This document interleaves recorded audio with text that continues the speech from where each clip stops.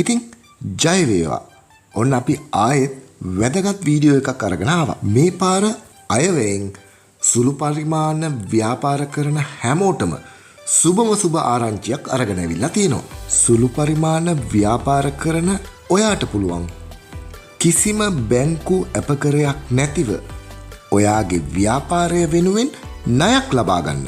අපකරයක් නැති වුණාට ඔයාගෙන් බැංකුව ඉල්ලනවා ඔයාගේ ඉදිරි බිස්නස් ප්ලෑන් එක.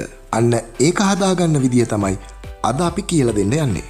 මේක හරියටම හදාගත්තොත් ඔයාට පුළුවන් ණයක් ලබා ගන්න. ඒක මම සාතික වෙනවා. Zero to Hero අලුතින්ම ලියමු ඔබේ ජයග්‍රහණයේ කතාව. ව්‍යාපාර සැලැස්මක් ඉදිරිපත් කිරීමේදී බැංකුව විසින් මෙන්න මේ කරුණු 5 ඔයාගේ ව්‍යාපාර සැලසුම තුල තියෙනවද කියලා අනිවාර්යෙන් හොයලා බලනවා. අංක 1 ව්‍යාපාරයේ හැකියාව.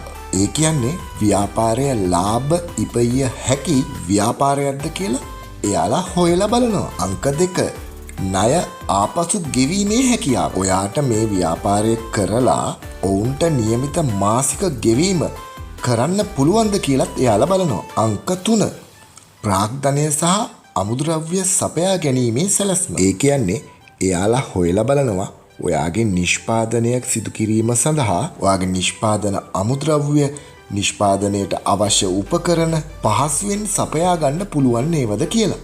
4 වෙනි කරුණ ලෙස බැංකුව ඔබගෙන් බලාපොරොත්තු වෙන්නේ ඔයාගේ නිෂ්පාදනයට වෙළඳපොළ ඉල්ලුමක් තියෙනවද කියන එක. අංක 5 ව්‍යාපාර ශක්‍යතාවය. ඒ කියන්නේ ඔයාට ව්‍යාපාරයක් කරන්න හැකියාවක් තියෙනවද නැද්ද කියන එක. ඒක තවත් පැහැදිලි කළොත් ඔයාට ව්‍යාපාරය කරන්න සුදුසු පසුබිමක් තියෙනවද කියන එක තමයි ඒගොල්ලෝ හොයලා බලන්නේ. ව්‍යාපාර සැලැස්මක් හරියටම හදාගන්නේ කොහොමද කියලා උදාහරණත් එක්ක අපි ඊළඟ වීඩියෝවෙන් අරගෙන එනවා. ඒක නිසා අපිව අනිවාර්යෙන් subscribe කරලා තියාගන්න. ඔයාගේ ව්‍යාපාර සැලසුම ඔයාට තනියම හදාගන්න බැරි නම් ඒකටත් අපි ඊළඟ වීඩියෝවෙන් උත්තරයක් අරගෙන එනවා. එහෙනම් අපි ගිහිල්ලා එන්නම්. ඔයාලා හැමෝටම ජය වේවා. Zero to Hero අලුතින්ම ලියමු ඔබේ ජයග්‍රහණයේ කතාව.